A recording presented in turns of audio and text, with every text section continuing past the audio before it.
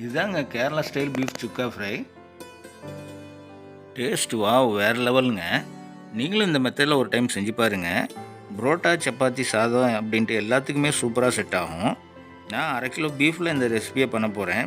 நீங்களும் இதே அளவில் ஃபாலோ பண்ணி செஞ்சு பாருங்கள். வாங்க ஃப்ரெண்ட்ஸ், வீடியோக்குள்ளே போகலாம். Hi friends, welcome back to Asma's Tamil kitchen.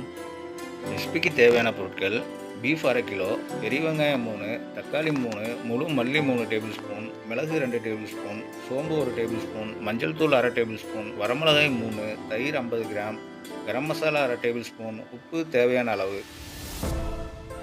முதல்ல பீஃபை நல்லா வேக வச்சு எடுத்துக்கலாம். இதுக்காக சுத்தமாக கழுவி எடுத்த 1/2 கிலோ பீஃபை குக்கரில் சேர்த்துக்கிறேன். கூட 1/2 டீஸ்பூன் மஞ்சள் தூள், 1 டேபிள் ஸ்பூன் உப்பு சேர்த்துக்கிறேன். பொடுசாக நறுக்கி வச்ச 3 பெரிய வெங்காயத்தை சேர்த்து நல்லா கலந்து விட்டுக்கலாம். ஒரு டீ கிளாஸில் 1 கிளாஸ் அளவுக்கு தண்ணி சேர்த்துக்கிறேன். அவ்வளோதான். இதை குக்கர் மூடி போட்டு ஒரு 8 to 10 விசில் விட்டு எடுத்துக்கலாம்.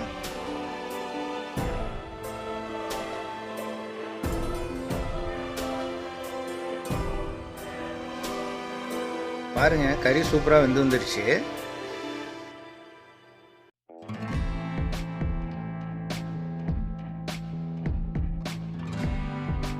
வாங்க அடுத்ததாக இந்த ரெசிபிக்கு தேவையான மசாலாவை ரெடி பண்ணிக்கலாம்.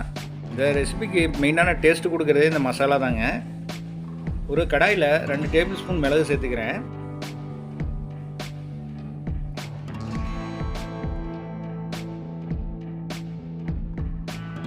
3 டேபிள் ஸ்பூன் முழு மல்லி,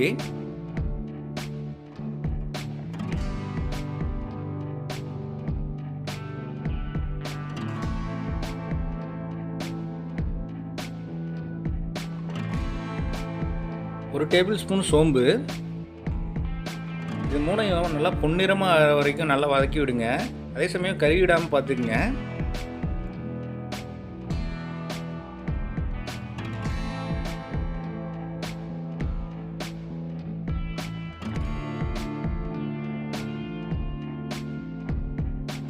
இப்போ இது கூடவே 2 வரமிளகாயும் சேர்த்து மேலும் ஒரு 1 நிமிஷத்துக்கு நல்லா வதக்கி விட்டுக்கிறேன்.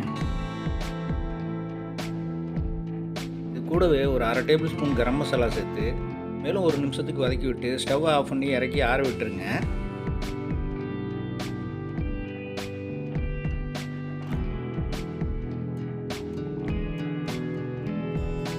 மசாலா பொருட்கள் ஆறி வந்ததும் மிக்சர் ஜாரில் போட்டு பவுடராக அரைச்சி எடுத்துக்கலாம். அதே கடாயில் 3 டேபிள் ஸ்பூன் எண்ணெய் சேர்த்து சூடு பண்ணிக்கிறேன். 2 டேபிள் ஸ்பூன் ஃப்ரெஷ்ஷான இஞ்சி பூண்டு பேஸ்ட்டு சேர்த்துக்கிறேன். இதோட பச்சை வாசனை போகிற வரைக்கும் நல்லா வதக்கி விட்டுக்குங்க.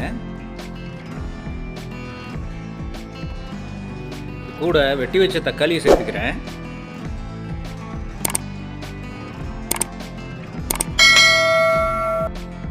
தக்காளி வதங்கி வர்றதுக்காக கொஞ்சம் உப்பு சேர்த்து கிளறி விட்டுக்கலாம்.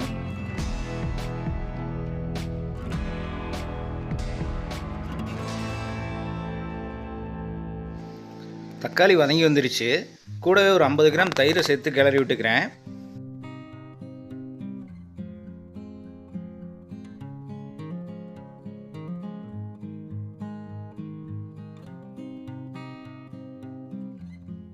இந்த ஸ்டேஜில் நம்ம அரைச்சி வச்ச மசாலாவை சேர்த்துக்கலாம்.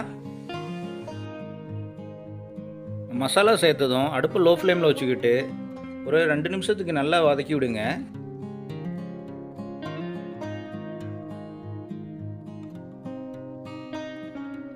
மசாலா நல்லா வதங்கி வந்தாச்சு, எண்ணெய் பிரிஞ்சு வந்துருச்சு.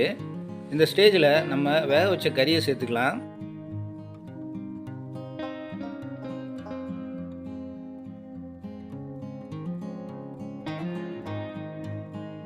கறியை மசாலா கூட நல்லா வதக்கி விடுங்க 2 நிமிஷத்துக்கு. கிரேவி கொஞ்சம் திக்னஸாக கிடைக்கிறதுக்காக மூடி போட்டு ஒரு 5 நிமிஷத்துக்கு வேக விட்டு எடுத்துக்கலாம். பாருங்கள், கிரேவி நல்லா திக்காக ரெடியாகி வந்துருச்சு. இதில் நம்ம ஒரு கொத்து மல்லித்தலையை பொடுசாக நறுக்கி தூவி விட்டுக்கலாம். அவ்வளோதாங்க. ஸோ ஃப்ரெண்ட்ஸ், நீங்களும் ஒரு டைம் வீட்டில் இதே மெத்தடில் ட்ரை பண்ணி பாருங்கள். கண்டிப்பாக இந்த வீடியோ உங்களுக்கு பிடிச்சிருக்குன்னு நினைக்கிறேன். மறக்காமல் நம்ம சேனலையும் சப்ஸ்கிரைப் பண்ணிவிட்டு போங்க ஃப்ரெண்ட்ஸ்.